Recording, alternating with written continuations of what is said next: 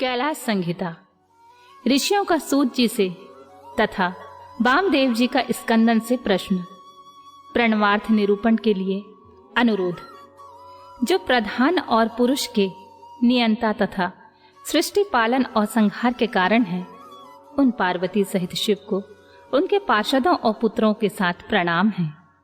ऋषि बोले, सूत जी, हमने अनेक आख्यान से युक्त परम मनोहर उमा संहिता सुनी। अब आप शिव तत्व का ज्ञान बढ़ाने वाली कैलाश संहिता का वर्णन कीजिए। व्यास जी ने कहा, पुत्रो, शिव तत्व का प्रतिपादन करने वाली दिव्य कैलाश संहिता का वर्णन करता हूँ, तुम प्रेम पूर्वक सुनो। तुम्हारे प्रति स्नेह होने के कारण ही मैं तुम्हें यह प्रसंग सुना रहा हूँ। इतना कहकर व्यास जी ने काशी में मुनियों के साथ सूत जी के संवाद, व्यास मुनि संवाद, शिव पार्वती संवाद, शिव जी के द्वारा पार्वती के प्रति संन्यास पद्धति, संन्यासाचार, संन्यास मंडल, संन्यास पद्धति न्यास, वर्ण पूजन, प्रणवार्थ पद्धति आदि प्रसंगों का वर्णन करके पुनः ऋषिगण तथा सूत जी की मिलन एवं संवाद की अवतारणा करते हुए सूत जी के प्रति ऋषियों के प्रश्न का यूं वर्णन किया। ऋषि बोले, महाभाग सूत जी, आप हमारे श्रेष्ठ गुरु हैं। अतः यदि आपका हम पर अनुग्रह हो तो हम आपसे एक प्रश्न पूछते हैं।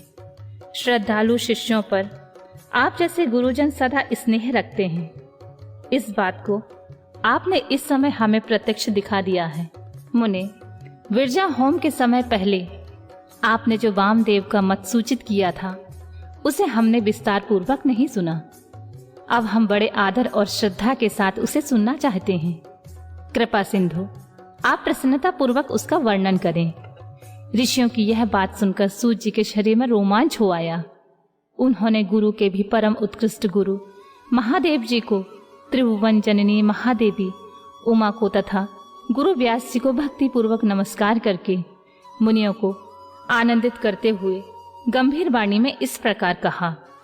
सूत जी बोले, मुनियों, तुम्हारा कल्याण हो। तुम सब लोग सदा सुखी रहो। महाभाग महात्माओं, तुम भगवान शिव के भक्त तथा दृढ़ता पूर्वक व्रत का पालन करने वाले हो। यह निश्चित रूप से जानकर ही मैं तुम लोगों के समक्ष इस विषय का प्रसन्नता पूर्वक वर्णन करता हूँ। सो ध्यान देकर सुनो। पूर्व काल के रथंतल कल्प में महामुनि वामदेव माता के गर्भ से बाहर निकलते ही शिव तत्व ज्ञाताओं में सर्वश्रेष्ठ माने जाने लगे। वे वेदों, आगमों, पुराणों तथा अन्य सब शास्त्रों के भी तात्विक अर्थ को जानने वाले थे। देवता, असुर तथा मनुष्य आदि सभी जीवों के जन्म कर्मों का उन्हें भली भांति ज्ञान था। उसका संपूर्ण अंग भस्म लगाने से उज्जवल दिखाई देता था। उनके मस्तक पर जटाओं का एक समूह शोभा देता था। वे किसी के आश्रित नहीं थे। उनके मन में किसी वस्तु की इच्छा नहीं थी। वे शीत उष्ण आदि द्वंद्वों से परे तथा अहंकार शून्य थे। वे दिगंबर महाज्ञानी महात्मा दूसरे महेश्वर के समान जान पड़ते थे। उन्हीं के जैसे स्वभाव वाले बड़े बड़े मुनि शिष्य होकर उन्हें घेरे रहते थे। वे अपने चरणों के स्पर्श जनित पुण्य से इस पृथ्वी को पवित्र करते हुए सब ओर विचरते और अपने चित्त को निरंतर परम धाम स्वरूप पर ब्रह्मा परमात्मा में लगाए रहते थे। इस तरह घूमते हुए वामदेव जी ने मेरु के दक्षिण शिखर कुमार श्रृंग में प्रसन्नता पूर्वक प्रवेश किया, जहाँ मयूर वाहन शिव कुमार ज्ञान में शक्ति धारण करने वाले समस्त असुरों के नाशक और सर्वदेव वंदित भगवान स्कंदन रहते थे। उनके साथ उनकी शक्ति भूता गजावल्ली भी थी। वही स्कंदसर के नाम से प्रसिद्ध एक सरोवर था, जो समुद्र के समान अगाध एवं विशाल दिखाई देता था। उसका जल ठंडा और स्वादिष्ट था। वह सरोवर स्वच्छ, अगाध और बहुत जल राशि से पूर्ण था। उसमें संपूर्ण आश्चर्यजनक गुण विद्यमान थे। वह जलाशय स्कंद स्वामी के समीप ही था। महामुनि वामदेव ने शिष्यों के साथ उसमें स्नान करके शिखर पर्वत पर बैठे हुए मुनि वृंद सेवित कुमार के दर्शन किए। वे उगते हुए सूर्य के समान तेजस्वी थे। मोर उनका श्रेष्ठ वाहन था। उसकी 4 भुजाएं थीं। सभी अंगों में उदारता सूचित होती थी। मुकुट आदि उनकी शोभा बढ़ा रहे थे। रत्नभूत 2 शक्तियां उनकी उपासना करती थीं। उन्होंने अपने 4 हाथों में क्रमशः शक्ति, कुरकुट, वर और अभय धारण कर रखे थे। स्कंद का दर्शन और पूजन करके उन मुनीश्वर ने बड़ी भक्ति से उनका स्तवन आरंभ किया। वामदेव बोले, जो प्रणव के वाच्यार्थ, प्रवणार्थ के प्रतिपादक, प्रणवाक्षर के रूप, बीज से युक्त तथा प्रणव रूप है, आप उन स्वामी कार्तिकेय को बारंबार नमस्कार है। वेदांत के अर्थभूत ब्रह्मा ही जिनका स्वरूप है, जो वेदांत का अर्थ करते हैं, वेदांत के अर्थ को जानते हैं और नित्य विदित है, उन स्कंदन स्वामी को बारंबार नमस्कार है। समस्त प्राणियों की हृदय गुफा में प्रतिष्ठित गुह को नमस्कार है, जो स्वयं गुहा है, जिनका रूप गुहा है, जो गुहा के शास्त्रों के ज्ञाता हैं, उन स्वामी कार्तिकेय को नमस्कार है। प्रभु, आप अणु से भी अत्यंत अणु और महान से भी परम महान हैं। कारण और कार्य अथवा भूत और भविष्य के भी ज्ञाता हैं। आप परमात्मा स्वरूप को नमस्कार है। आप स्कंद माता के गर्भ में युत हैं। स्कंदन ही आपका रूप है। आप सूर्य और अरुण के समान तेजस्वी हैं। परिजात की माला से सुशोभित मुकुट आदि धारण करने वाले आप स्कंदन स्वामी को सदा नमस्कार है। आप शिव के शिष्य और पुत्र हैं। शिव कल्याण देने वाले हैं, शिव को प्रिय हैं तथा शिवा और शिव के लिए आनंद की निधि हैं। आपको नमस्कार है। आप गंगा जी के बालक, कृतिकाओं के कुमार, भगवती उमा के पुत्र तथा सरकंडों के वन में शयन करने वाले हैं। आप महाबुद्धिमान देवता को नमस्कार है। सरक्षर मंत्र आपका शरीर है। आप 6 प्रकार के अर्थ का विधान करने वाले हैं। आपका रूप 6 मार्गों से परे है। आप षडानन को बारंबार नमस्कार है। आपके 12 विशाल नेत्र और 12 उठी हुई भुजाएं हैं। उन भुजाओं में आप 12 आयुध धारण करते हैं। आपको नमस्कार है। आप चतुर्भुज रूपधारी, शांत तथा चारों भुजाओं से क्रमशः शक्ति, कुरकुट, वर और अभय धारण करते हैं। आप असुर विदारण देव को नमस्कार है।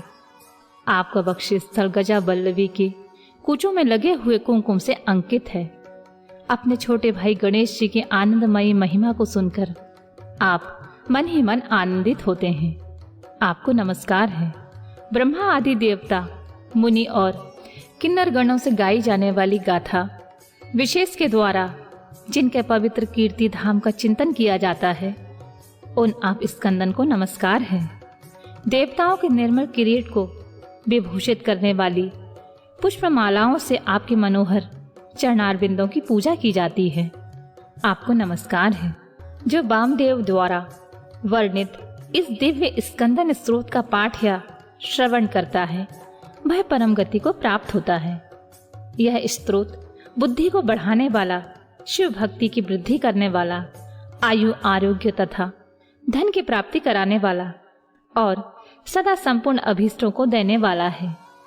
वामदेव ने इस प्रकार देव सेनापति भगवान स्कंदन की स्तुति करके 3 बार उनकी परिक्रमा की और पृथ्वी पर दंड की भांति गिरकर नतमस्तक हो बारंबार साष्टांग प्रणाम और परिक्रमा करने के अनंतर वे विनीत भाव से उनके पास खड़े हो गए। वामदेव जी के द्वारा किए गए इस परमार्थ पूर्ण स्त्रोत को सुनकर महेश्वर पुत्र भगवान स्कंदन बड़े प्रसन्न हुए। उस समय वे महासेन वामदेव जी से बोले, मुने, मैं तुम्हारी की हुई पूजा, स्तुति और भक्ति से तुम पर बहुत प्रसन्न हूँ। तुम्हारा कल्याण हो। आज मैं तुम्हारा कौन सा कार्य सिद्ध करूं? तुम योगियों में प्रधान, सर्वथा परिपूर्ण और निष्प्रह हो। इस जगत में कोई ऐसी वस्तु नहीं है जिसके लिए तुम जैसे वीतराग महर्षि याचना करें। तथापि धर्म की रक्षा और संपूर्ण जगत पर अनुग्रह करने के लिए तुम जैसे साधु संत भूतल पर विचरते रहते हैं। ब्राह्मण, यदि इस समय मुझसे कुछ सुनना चाहते हो, कहो, मैं लोक पर अनुग्रह करने के लिए उस विषय का वर्णन करूंगा। स्कंदन की यह बात सुनकर महामुनि वामदेव ने विनय भाव हो मेघ के समान गंभीर वाणी में कहा, भगवन, आप परमेश्वर हैं। अलौकिक और लौकिक सब प्रकार की विभूतियों के दाता हैं, सर्वज्ञ, सर्वकर्ता, संपूर्ण शक्तियों को धारण करने वाले और सबके स्वामी हैं। हम साधारण जीव हैं। आप परमेश्वर के समीप बोलने की शक्ति या बात करने की योग्यता हम में नहीं है। तथापि यह आपका अनुग्रह है कि आप मुझसे बात करते हैं। महाप्राज्ञ, मैं कृतार्थ हूँ। कण मात्र विज्ञान से प्रेरित हो आपके समक्ष अपना प्रश्न रख रहा हूँ। मेरे इस अपराध को क्षमा करेंगे। प्रणव सबसे उत्तम मंत्र है।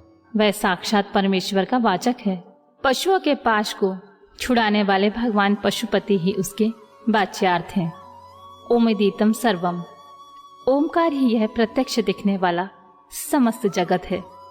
यह सनातन श्रुति का कथन है। ओमिति ब्रह्मा, अर्थात ओम यह ब्रह्मा है तथा सर्वदोत्तम ब्रह्मा, यह सब ब्रह्मा ही है इत्यादि बातें भी श्रुतियों द्वारा कही गई हैं। इस प्रकार मैंने समिष्टि और व्यष्टि भाव से प्रणवार्थ का श्रवण किया है। तात्पर्य यह है कि समिष्टि और व्यष्टि सभी प्रकार के प्रणव के ही अर्थ हैं। प्रणव के द्वारा सबका प्रतिपादन होता है, यह बात मैंने सुन रखी है। महासेन, मुझे कभी आप जैसा गुरु नहीं मिला, अतः कृपा करके आप प्रणव के अर्थ का प्रतिपादन कीजिए।